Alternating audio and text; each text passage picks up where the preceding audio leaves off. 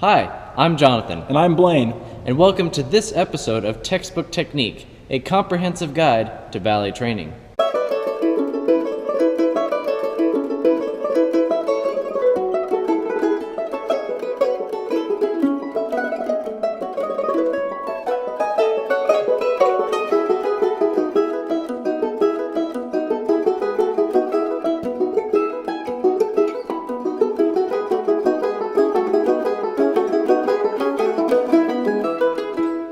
In the last two episodes, Jonathan and I demonstrated how to do the Tchaikovsky pas de deux variation, a simple variation for beginning male dancers.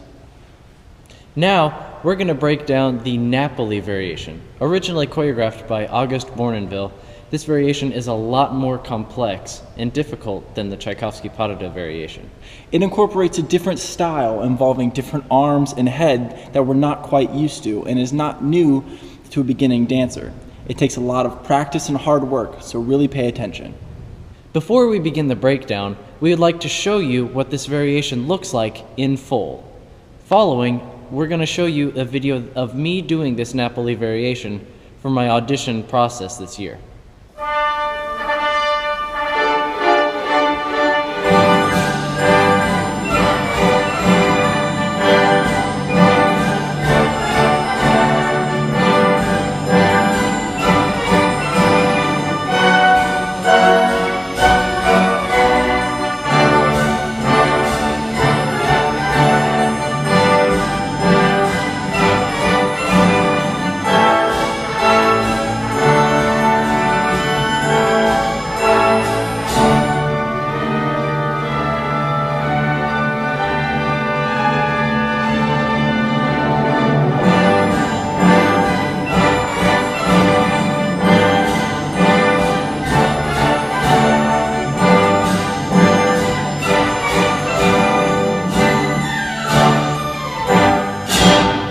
Now, to begin the variation, we start in a B+ with our right leg back, left hand on hip, and our right arm in a nice presented second position.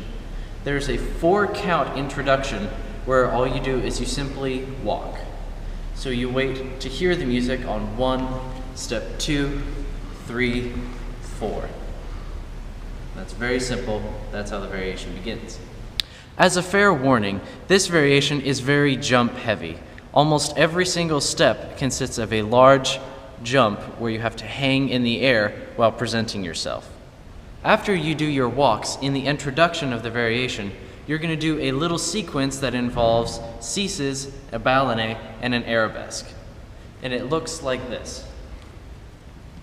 From the walks, you're going to place your left foot behind, do 2 entrecôteses, and then do a ballonnet to arabesque.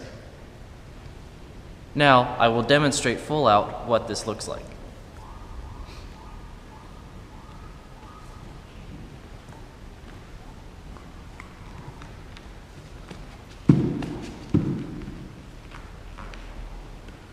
This variation is very complex because of the very particular port de bras that goes with each step. For the entrecôteses, your arms are held in a low preparatory position for the entirety of the cease. For the ballonnet, it moves to a little first position with your head slightly inclined towards your left arm. And then from the arabesque, it goes into a nice long third position Cecchetti arabesque. The next short sequence that follows this third arabesque is a coupe chasse and a grand jeté with the front leg straight and the back leg in attitude. From there, you cut under, coupe, ballonnet, and you pique up onto an attitude derrière. Now I'll demonstrate what those last few steps look like. From my arabesque, coupe, chasse, attitude. An important thing to note in this first little section of steps, and in fact in the entire variation, is that the port de bras is very separate from the legs. The legs have to work hard and jump throughout it, but the arms must remain very separate from the legs. It must maintain a nice air of ease and presence. And the arms also never go above the shoulders. They're very low and presented in a very humble fashion. This particular stylizing of the port de bras is very common in Bournonville technique and in all of Auguste Bournonville's choreography. The arms are very calm and soft regardless of what the legs are doing down here. You strike your attitude pose. You begin this entre-chassé sequence once again, but to the other side. So from here, your attitude leg, your left leg, is going to close in front, and you're going to start your 2 ceases that way. I'll go back into that, but I just want to make very clear, in your ballet technique, it is very important to practice both sides, because both with the Tchaikovsky variation and with Napoli, a lot of the sequences and steps are done both right and left. With that said, I will merely just demonstrate what it looks like to the other side, and then we'll move on, because there's a lot more stuff to cover.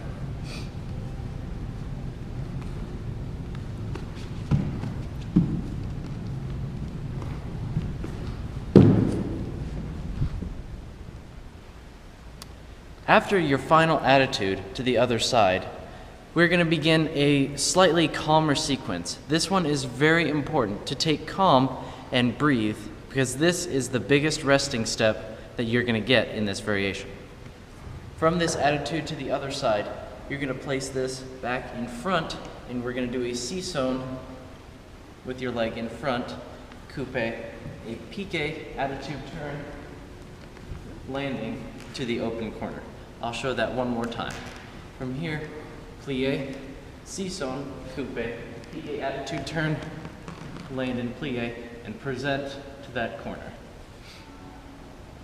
Some things to remember for this step. For the sisson, you really want to get to the position in the air. You don't want to land as your leg is extending. And then for the piqué attitude, you really want to keep calm and just float around with a slower spot than you normally would do. And then you want to finish with a nice supple plie and presentation of the arms. After you do this to the one side, you are going to go to the other side, you guessed it.